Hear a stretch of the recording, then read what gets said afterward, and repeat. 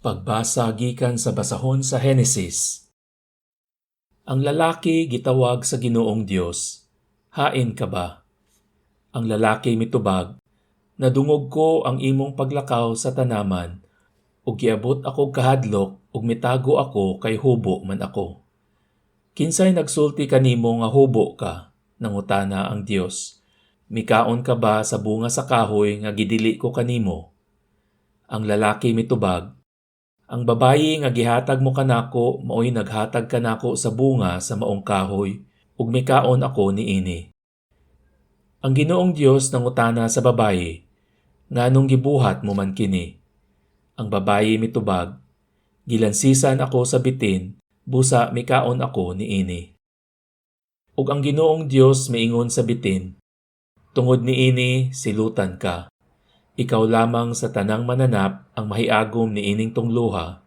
Sukad karon magkamang ka na pinaagi sa imong tiyan ug magkaon ka nag-abog sa tanang adlaw sa imong kinabuhi. Himuon kong magdinumtanay ikaw ug ang babayi. Mahimong kaaway ang tawo ug ang bitin. Ug mahimong kaaway ang imong kaliwat ug ang iyang kaliwat. Dugmo ko niya ang imong ulo ug paakon mo usab ang iyang tikod. Pagbasa gikan sa ikaduhang sulat ni San Pablo ngadto sa mga taga-Korinto.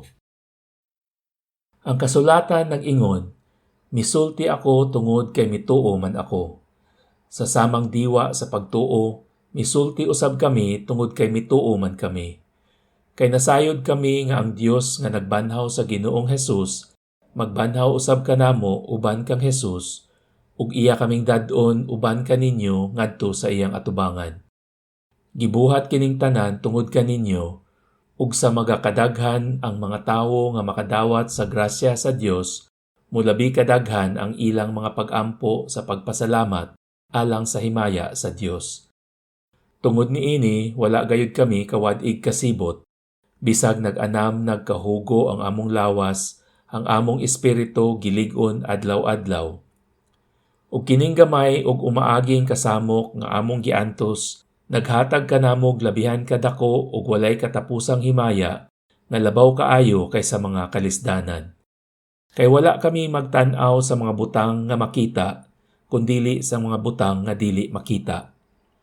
Kay ang mga butang nga makita dili mulungtad og dugay, apan ang mga butang nga dili makita walay katapusan. Kay nasayod kita nga inikatun-as na niining atong yutan-ong puloy-anan nga mao ang atong lawas, hatagan kita sa Dios og puloy-anan didto sa langit, usa ka puloy-anan nga walay katapusan ug siya gayud ang nagbuhat. Pagbasa gikan sa Ebanghelyo sumala ni San Marcos.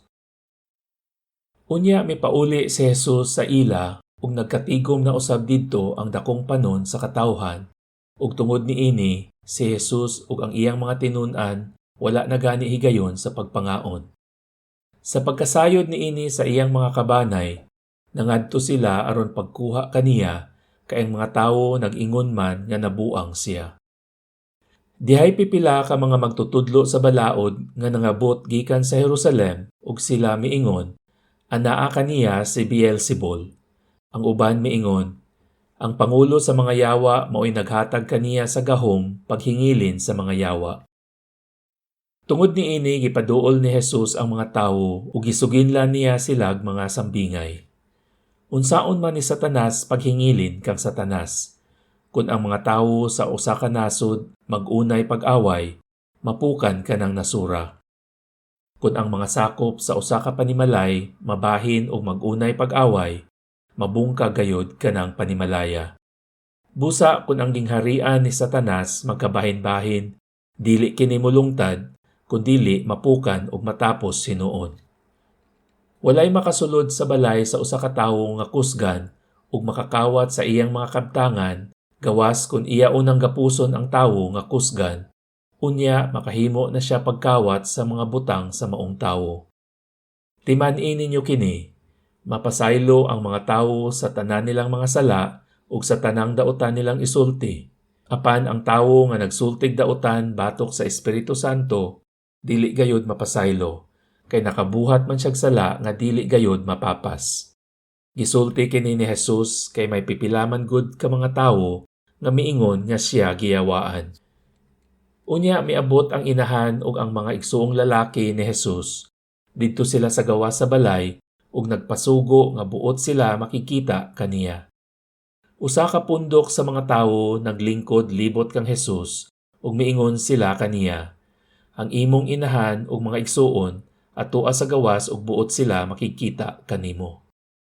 Si Jesus mitubag, kinsa ba ang akong inahan ug mga igsuon?